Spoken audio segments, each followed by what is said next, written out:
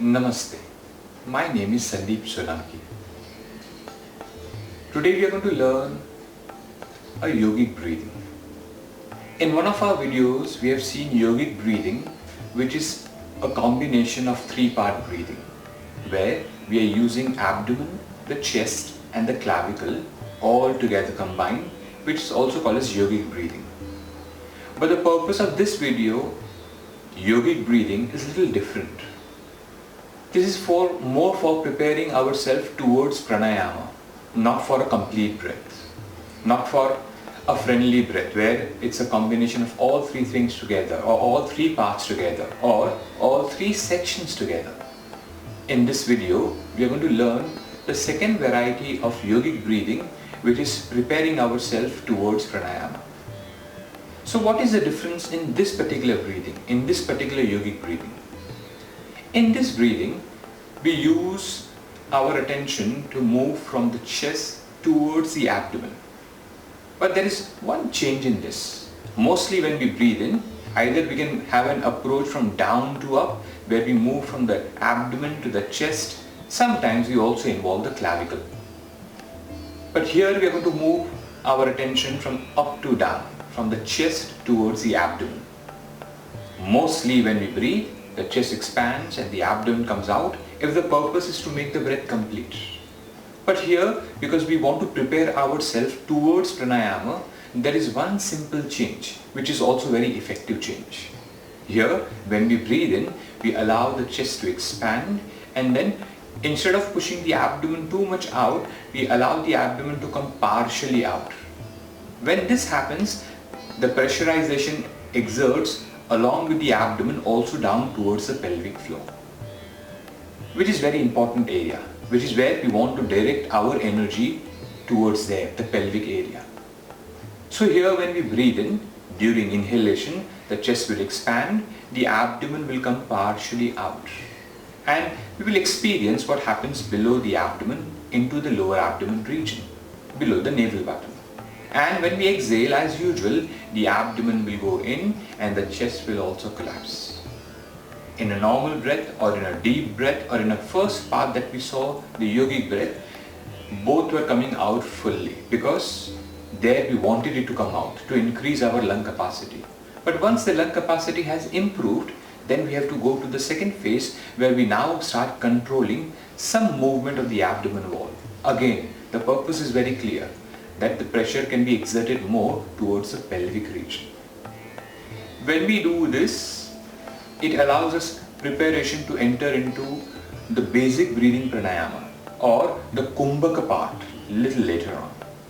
Here we are only focusing our attention on inhalation and exhalation, not on the retention. Maybe in one of our videos we will focus more on the kumbhaka part or the pranayama part. When we do this, the pressurization of the abdomen area, where the abdomen is restricted, and the pressurization that exerts further down below the navel button has a lot of benefit. Because it allows the flow of blood to increase in the pelvic region. So efficiency of the organs inside the abdomen and also in the lower abdomen increases. And as I mentioned before also, that it prepares ourselves to enter into the kumbhaka part. Initially when we inhale, exhale, we can maintain the ratio of 1:1. Suppose if I'm inhaling, I can take 4 counts to inhale if I'm inhaling. And when I exhale, I will try to at least match to come to 4 counts. So when I exhale, I will also count till 4. Again, I'm using this number 4 just as a normal number. It can be also 6, 8, 10, whatever according to your capacity, depending also on the speed with which you count. But initially, the ratio of inhalation and exhalation is equal. Later on with practice, the exhalation should keep on increasing. Initially 1:1 is fine, which is 4 and 4. Later on it can be 4 to 6, and then finally coming to 4 to 8. This is what we want to look for. So if I am inhaling for 4 counts, I should be exhale for double, which is equal to 8. Because in pranayama, the puraka and rechaka The inhalation and exhalation has to be maintained with a ratio of 1:2. If inhalation is 1, exhalation has to be 2. Here, we will try to keep it 1:1, but with practice we should also increase this to 2. The exhalation should become double. Again, in this particular video of yogic breathing, which is the second variety of yogic breathing, is preparing ourselves towards pranayama.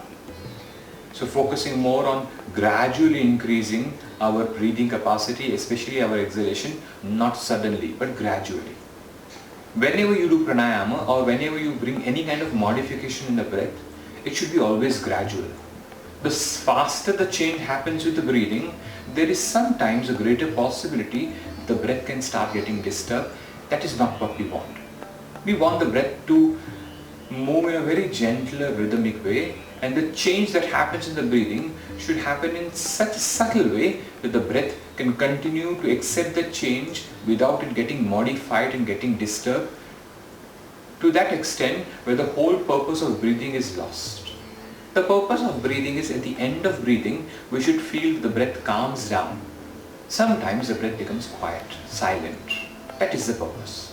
So in this yogic breathing, which is the one variety of yogic breathing, the second variety we can call this as is preparation towards pranayama.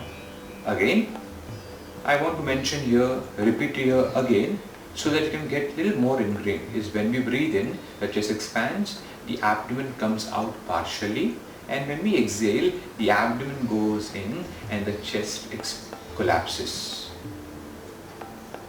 Feel that abdomen, when it comes out, some kind of pressurization automatically happening in the lower abdomen region.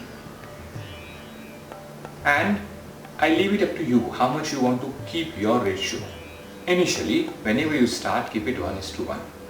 But with breathing practice, let the exhalation start opening up, become a little longer. So I'm going to show you with 3 rounds by keeping my one palm on the chest and the other on the abdomen, so that you can feel or you can see the movement. Then when you practice, you have to do at least about 7 to 10 rounds.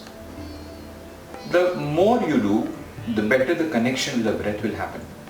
The more you do, the deeper the understanding, the deeper the experience of the breath will happen.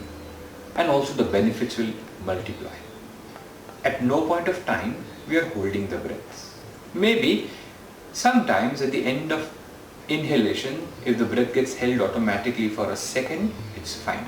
But no consciously holding of the breath. So let's do this yogic breathing. The second variety, the purpose is pranayama. To reaching towards pranayama. Control of the abdomen wall.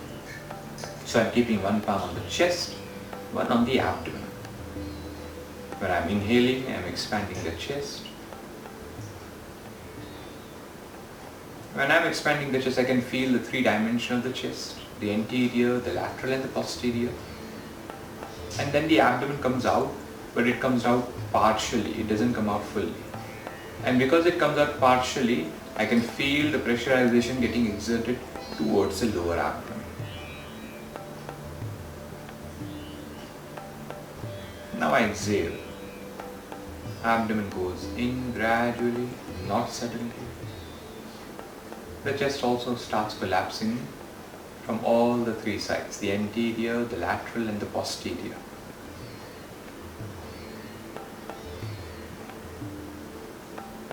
Just keep watching the movement that happens in the chest and the abdomen in this video. My exhalation is over. It was slow and gentle. Once again I inhale, the chest and the abdomen comes out, but partially, not completely.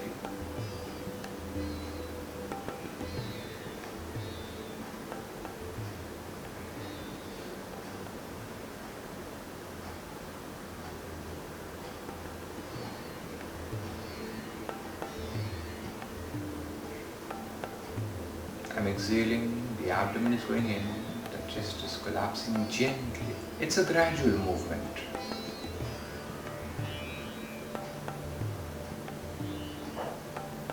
One more breath I will do, the third breath.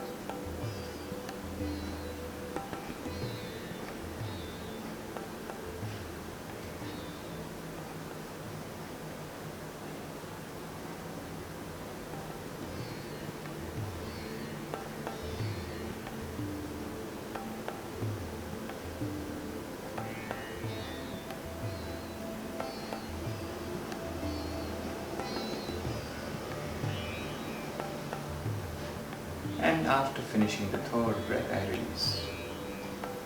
If you saw, when the chest was expanding and when the abdomen was coming out partially, there was room for the air to come, for the breath to come, and more movement was happening in the chest.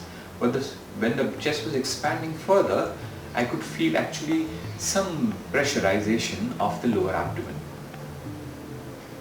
This is the purpose of this yogic breathing, the second variety. Because when we do pranayama, the abdomen also remains restrained. So we are preparing ourselves towards pranayama. As you keep on practicing, just keep remaining aware of how you experience or how you feel when you are doing this. At no point of time you should feel that you are exerting so much that the abdomen muscle is getting tired, or you are exerting so much that the breath is getting disturbed. At no point of time the breath should get disturbed. Especially at the end, we should not feel that it's over. At the end, we should not feel that the breath has become a little faster or arrhythmic or forceful. That indicates that we have exerted beyond our capacity. Remember, breath is very crucial, very important. The better we handle the breath, the better we allow the breath to open gradually, the more effective it will become at the end of the practice. And when I use this word effective, it will become at the end of the practice, there are two reasons for that. The first reason is the breath will calm down. And this calming feeling will also be experienced at the state of mind. At the end of breathing practice, automatically the mind will get prepared to enter into dhyana or meditation. So whenever you practice, make sure that you do your breathing practice very carefully, because the breath is very crucial. It is a prana, it is a life force. The better you handle, the better you manipulate, the more it will open up towards the other aspect, the other dimension, which is the mind, which is the dhyana part. If you like this video, hit the like button and don't forget to subscribe. If you have any queries, any questions, please feel free to write to us. We will revert it back to you. Thank you for watching the video. Namaste.